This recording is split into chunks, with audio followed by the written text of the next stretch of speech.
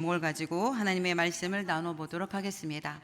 말씀을 나누기 전에 먼저 사진을 한 장 보도록 하겠습니다. 이 사진을 보시고 어떤 분이 떠오르시나요? 대답을 해주셔야 되는데. 네, 맞습니다. 저희 엄마 사진입니다. 저희 엄마를 본 적이 없으신 분들도 이 사진을 보시면 김미애 목사 친정 어머니시구나 라는 것을 알 수 있습니다. 왜냐하면 제가 엄마를 많이 닮았기 때문에 그렇습니다.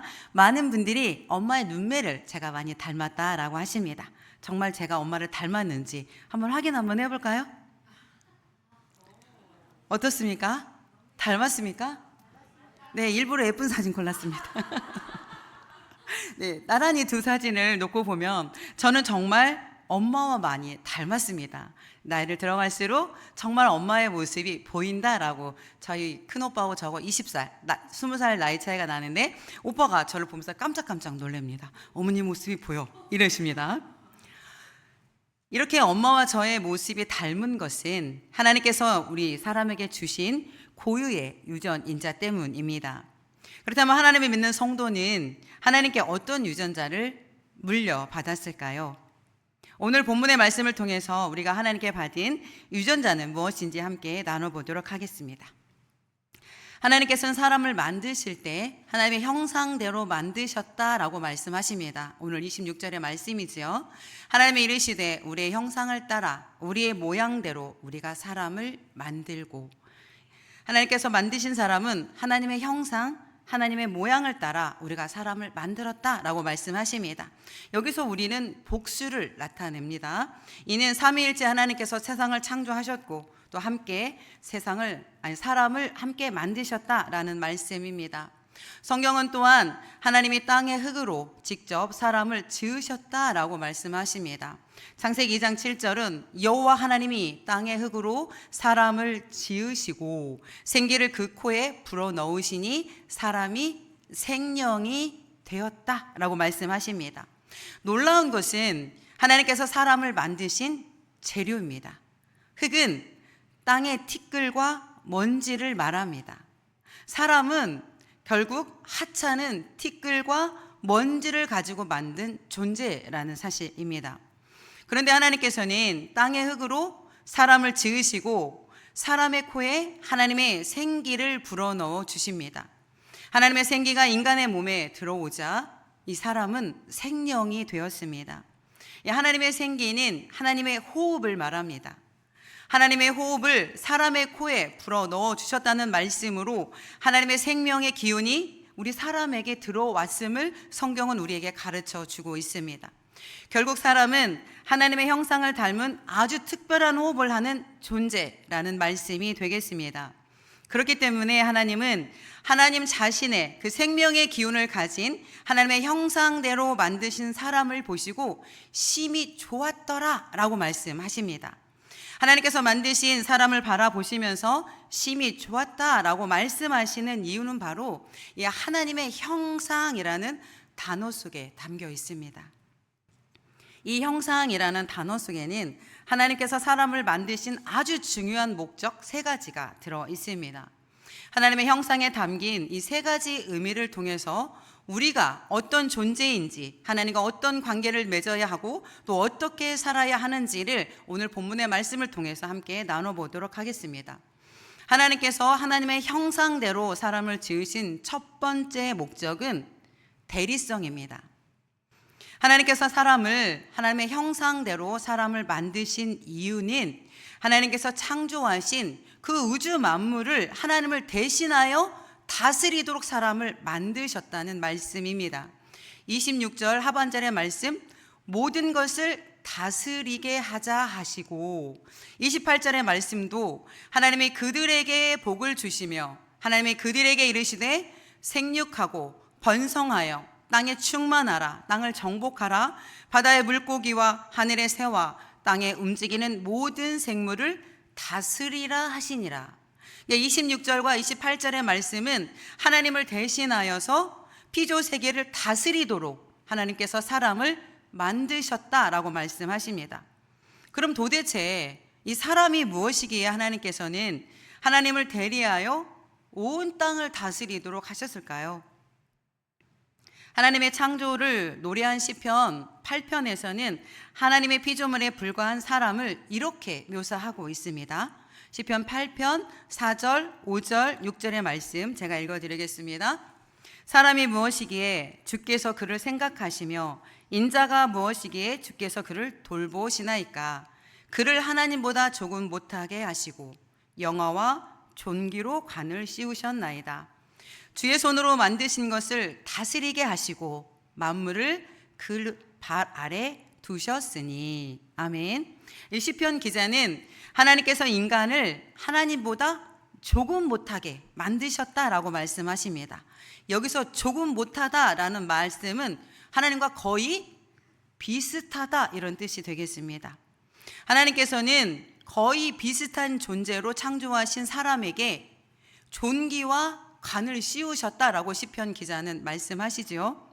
이 존귀라는 단어는 본래 하나님께만 사용되는 단어입니다. 위엄이라는 뜻을 가지고 있습니다. 그런데 이 말씀은 하나님의 위엄과 권위를 나타낼 때 사용하는 단어인데, 하나님의 형상대로 만드신 사람을 하나님께서 얼마나 귀하게 여기시는지 존귀와 관을 씌우셨다라고 말씀하십니다. 그리고 이렇게 존귀와 위엄의 관을 씌운 첫사람 아담에게 하나님을 대리하여 에덴 동산을 다스리도록 하셨습니다. 그리고 하나님께서는 이 만드신 모든 피조물들을 첫사람 아담 발 아래 두셨습니다. 하나님은 첫사람 아담을 위해 각종 들짐승과 공중의 각종 새를 지으시고 아담이 무엇이라 부르는지를 지켜보셨습니다. 그리고 아담이 부르는 대로 그 이름이 되었다라고 창세기 2장에 기록하고 있지요. 아담은 하나님을 대리하여 각 생물들의 이름을 지어주고 에덴 동산을 다스렸습니다. 이처럼 하나님은 하나님을 대리하여 온 만물을 다스리도록 하나님의 형상대로 사람을 지으셨음을 여러분 기억하시기 바랍니다. 그렇기 때문에 우리는 하나님의 피조 세계를 돌봐야 하는 책임이 우리에게 있음을 기억하시기 바랍니다. 왜냐하면 하나님께서 온 땅을 다스리도록 우리를 부르셨기 때문에 그렇습니다. 우리는 하나님의 대리자로서 이 땅을 잘 가꾸고 보존해야 될 사명이 있습니다. 하나님의 형상대로 지음받은 두 번째 이유는 바로 친밀성입니다. 이 친밀성은 다른 말로 하면 교제라고도 할 수 있겠습니다. 하나님께서는 하나님과 특별한 교제를 나누며 살도록 하나님은 하나님의 형상대로 사람을 만드셨습니다. 그리고 하나님께서 지으신 모든 것은 때를 따라 아름답게 만드셨죠. 특별히 사람에게는 영원을 사모하는 마음을 주십니다. 전도서 3장 11절에는 하나님이 모든 것을 지으시되 때를 따라 아름답게 하셨고 또 사람에게는 영원을 사모하는 마음을 주셨느니라. 아멘. 하나님께서는 영원을 사모하는 마음을 사람의 마음에 심어 놓으셨다고 말씀하십니다. 이 영원을 사모하는 마음이라는 것은 영원한 것을 추구하는, 즉 영생을 추구하는 마음이라고도 할 수 있겠습니다. 시간적 제한 가운데 살고 있지만 사람은 무언가를 끊임없이 갈망하고 찾는 존재입니다. 그러나 아무리 세상의 명예와 또 재물과 쾌락으로 채워진다 한들 그 마음에 하나님께서 새겨놓으신 이 영혼은 채워지지 않습니다. 유명한 사람들이 그 유명세 뒤에 따라오는 공허함 때문에 술과 마약에 손을 대기도 하고 마음 한켠에 영혼을 채워보려는 여러 가지 시도를 합니다. 그러나 그 영혼은 세상의 그 어떤 것으로도 채워질 수 없습니다. 하나님께서 사람의 마음 한켠에 하나님을 찾도록 영혼을 사모하는 마음을 만들어 놓으셨기 때문에 그 인간의 영혼을 채우는 것은 오직 하나님 한 분뿐이심을 믿으시기 바랍니다. 하나님은 이 영혼을 채우기 위해 하나님을 찾도록 우리를 만드셨습니다. 하나님의 피조물인 우리는 그럼 어떻게 하나님과 친밀한 관계를 유지할 수 있을까요? 간단합니다. 지금 이 시간에 우리가 예배 드리고 있을 때 우리의 마음이 뜨거워집니다. 하나님의 친밀한 교제가 일어나고 있다는 증거입니다. 하나님의 임재를 느끼게 되는 순간이기도 합니다. 하나님께 더 가까이 가기 위해 말씀을 봅니다. 기도를 합니다. 찬양을 합니다. 이 모든 것들은 살아계신 하나님과 더 가까이 친밀한 교제를 나누기 위해서 우리가 하는 모든 영적인 행동임을 기억하시기 바랍니다. 하나님의 형상대로 사람을 지으신 목적대로 사랑하는 우리 성도님들, 날마다 하나님과 친밀한 교제를 나누시는 저와 여러분이 되기를 주님의 이름으로 축복합니다. 하나님께서 하나님의 형상대로 사람을 지으신 세 번째 목적은 유사성입니다. 이 형상이라는 단어 속에는요, 모양이라는 단어의 뜻이 함축되어 있습니다. 이 모양은 겉으로 나타나는 어떤 생김새나 형태를 의미할 때 사용하는 단어이기도 하지만 본문에서는 내면의 속성을 나타내는 단어로 사용됩니다. 사람은 하나님을 닮았는데 이것은 외형적인 어떤 모양이 아니라 하나님이 가지신 속성을 닮았다라고 할 수 있겠습니다. 우리가 너무 잘 아는 것처럼 우리 하나님은 사랑 그 자체이십니다. 사랑 그 자체이신 하나님께서 우리에게 말씀하십니다. 마음을 다하고 뜻을 다하여 하나님을 사랑하라 하십니다. 그리고 또 말씀하시죠. 우리 너무 잘 아는 말씀입니다. 내 이웃을 내 자신과 같이 사랑하라 라고 말씀하십니다. 예수님께서는 마태복음 22장에 내 자신과 같이 사랑하라 라고 말씀하시면서 첫째는 하나님 사랑이요 둘째는 이웃 사랑이라 말씀하시고 두 계명이 크다라고 가르쳐 주셨습니다. 하나님의 사랑을 받은 사람들은 하나님의 성품대로 사랑의 성품을 가지고 서로 형제를 사랑하도록 부르심을 받은 존재인 것입니다. 하나님께서는 하나님의 형상대로 사람을 지으신 목적은 하나님을 사랑하듯 형제를 사랑하도록 사람을 만드셨다라고 말씀하십니다. 그렇기 때문에 사도 요한은 요한 1서를 통해서 하나님을 사랑한다고 하면서 형제를 미워하는 사람은 거짓말하는 사람이다 라고 단호하게 말씀하십니다. 눈에 보이는 형제를 사랑하지 않으면서 어떻게 눈에 보이지 않는 하나님을 사랑한다 할 수 있느냐라고 반문합니다. 하나님은 하나님의 형상대로 사람을 만드실 때 존귀한 자로 만드셨습니다. 이것이 바로 그 누구도 하나님의 존귀한 피조물인 사람을 함부로 대할 수 없는 이유입니다. 특별히 교회는 하나님의 부르심을 받은 성도들이 모인 곳입니다.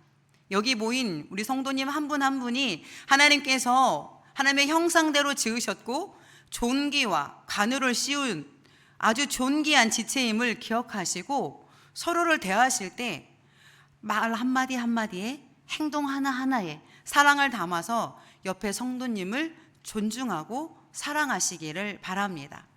하나님 이처럼 하나님은 사람을 만드실 때 하나님의 형상대로 만드시고 하나님과 깊은 관계 속에서 살도록 우리를 만드셨습니다. 오늘 우리는 하나님의 형상에 담긴 세 가지 의미, 우리가 하나님을 대신하여 세상을 다스리고 또 하나님과 친밀한 교제를 통해서 하나님의 역사하심을 드러내고 또 하나님의 성품대로 이웃을 사랑하는 것에 대한 말씀을 나눴습니다. 이 시간 이 말씀을 기억하시면서 우리 가슴에 손을 얹고 잠시 우리 자신을 돌아보는 시간을 가져보길 원합니다.